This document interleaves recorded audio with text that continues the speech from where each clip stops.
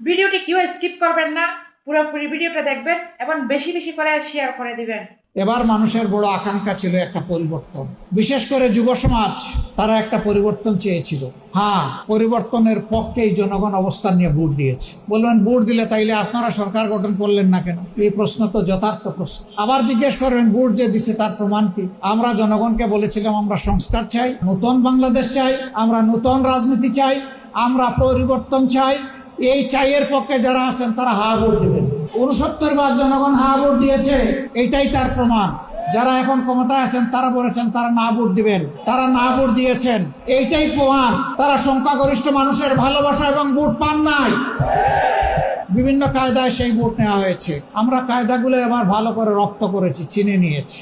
আগামীবার সকল ঘাটে শক্ত পাহাড় আমরা সবাই মিলে দেবো ইনশাআল্লাহ।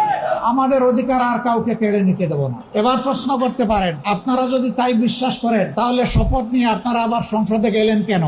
আমাকে বলা হয়েছে প্রধান অতিথি। আপনারা এখানে যারা এসেছেন আপনাদের নিজস্ব পরিবার আছে,